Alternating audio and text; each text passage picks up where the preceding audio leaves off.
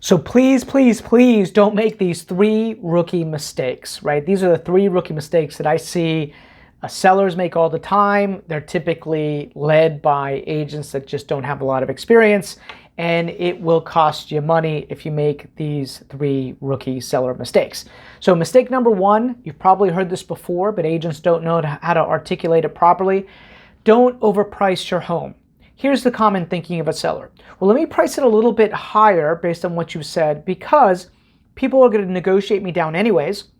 So I might as well go a little bit higher and, then I've got some room to negotiate. Makes total logical sense. The only problem is reality, it doesn't work like that, right? What we find is that buyers feel like, oh, it's a nice house, but let's see what else is available. It gives them shopping time. It gives them time to go look at other things. What you want to do is create fear of loss. Fear of loss is like, oh, honey, if we don't go take a look at this house today and potentially make an offer, somebody else is going to get it. And when you create fear of loss, you drive multiple buyers to the house. And when you drive multiple buyers to the home, it creates either an escalation, a feeding frenzy, right? Or you're able to hold your price and maximize your terms. So don't make the rookie mistake of overpricing your home. Definite no-no, right? Days on market start ticking. Buyers feel like they have time to go shopping. And by the time you get to the right price, the market has kind of lost interest a little bit. And now you're going to end up selling less than what it should have sold for originally. So do not make that mistake, right? Rookie mistake number two is rushing to get it on the market because you feel like you are losing time, and so you don't do all the little things to really get it ready, right? All the proper decluttering, staging, painting, cleaning, that's required to kind of maximize the sale. I'll get case in point, right? You want to look at the little things that could drive a buyer off, even when you're under contract. So when was the last time you went and looked at your attic and were up there and paid attention to what was going on?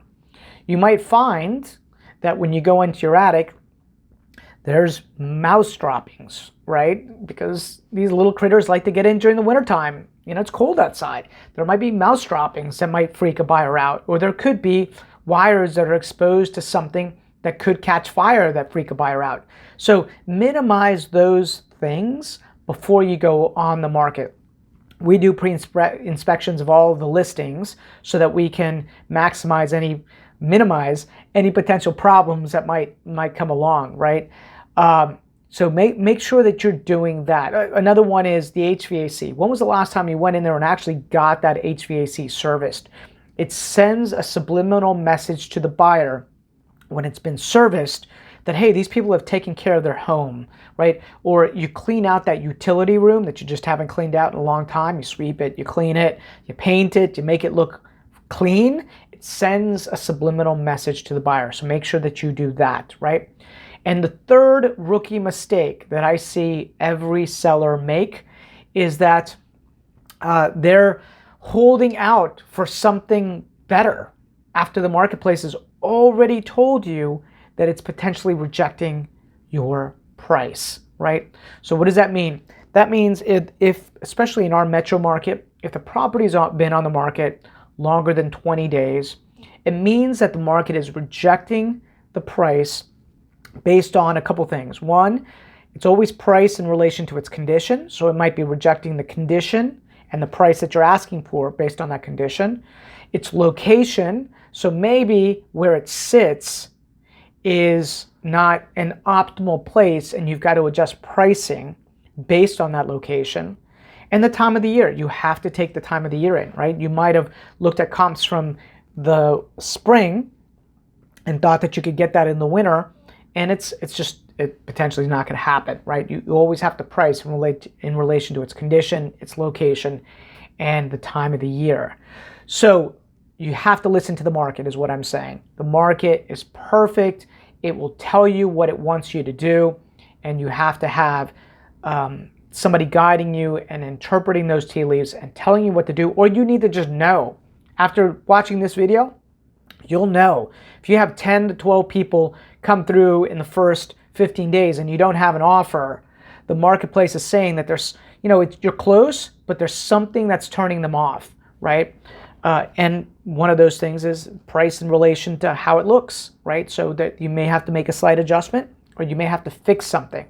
Let's say you don't have anybody come through in the first, 2 to 3 weeks, or low volume, like 2 or 3 people in the first 3 weeks. Well, that's pretty much telling you, hey, we are rejecting your price. They're doing online drive-bys and they have no interest in seeing the house based on its current price and how it looks online. Got to make sure it looks great online.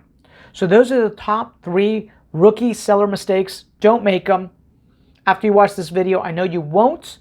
And stay tuned for other tips from Rob, and make it a great day. Take care. Bye-bye.